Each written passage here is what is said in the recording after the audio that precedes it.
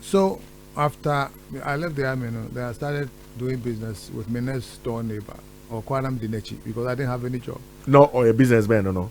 Or a buy and sell. Okay. But he also wanted to go into sawmilling. Okay. So what happened was, I went to Nigeria, and that's interesting because me mate those say that Ghana graduates be pay on Nigeria. Because my mates in Nigeria, they were well off. We have Ghana, but they were well off. We had a salary. Then you know what? Where you 80s in more? 82, 83, 84. Okay. Now and you know I got that. No, one live soup ni goat head.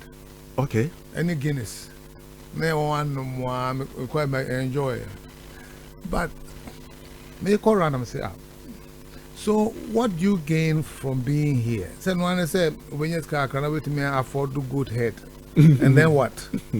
So I couldn't stay. I came back to Ghana. And then I went to UK to see since I was trained there, and also I couldn't stay. And I came back to Ghana. And then I went to Liberia. Wow. To get some kind of UN job, but it wasn't as it was described. So me buy because me could crack overhead overhead kitwe before Dubai overhead. Okay. You could just cars okay, circle I said now okay, yeah. And I say for some reason God put me in Ghana, which means plans are all my memo, Ghana based plans. So why am I running away from baby? I'm going to or the bay.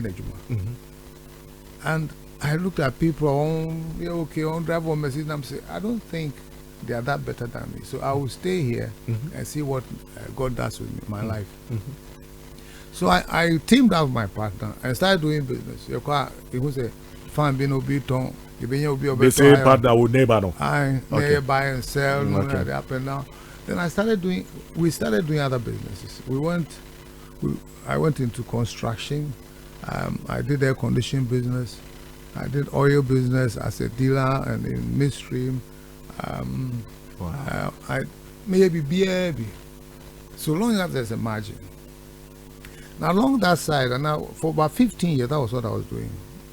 Some of the businesses were successful. Some were not so successful. Some were complete failures. But I hopped from business to business. One power.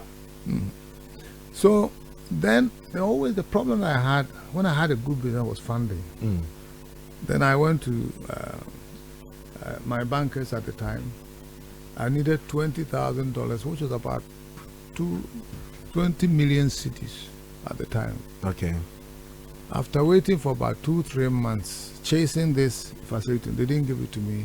They approved 3 million. And I'm saying, project I make 20 million. I'm 3 million, 8 year project. Me first I make something else that. Let me dear, move up at time and say we made the music. And I was so disturbed, and I jumped down and I'm saying, can't I do something about lending?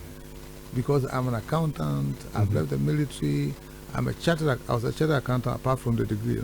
Okay.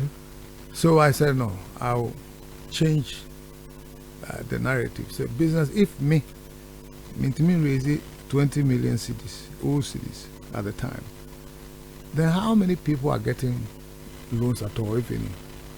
So there must be a lot more people. So then I sat up and wrote a feasibility and checked the process for Bank of Ghana. And I went, long story short, took a license in the name of Unique Trust Financial Services.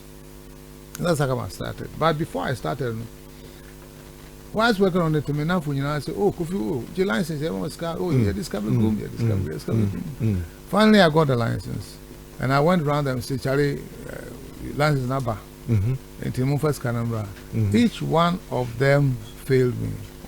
Also, I do my risk is here. This camera now went to me and just said, Nisikash. Your friends in England. Friends in England, not one. So I was holding the license, but I be unfair.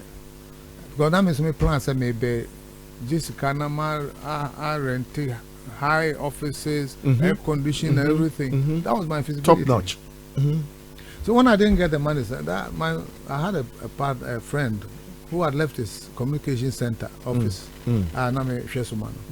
So I called them and said, listen, the office is not in a good place there, but at least we can start.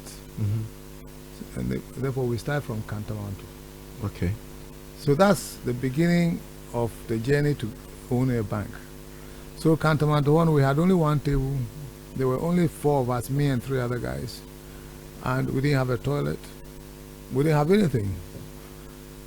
So we started going around to borrow money, promising people, quite near disappointed. But then we said, anybody who gives us money, we're going to pay 5% a month on the money.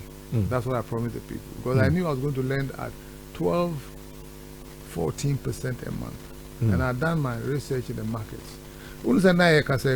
Market for now, MO below 50% a month. Poverty amount be 50% a month. And then with that information, I knew I could lend at about 14-15% a month. And then I promised I'll give 5% a month. They started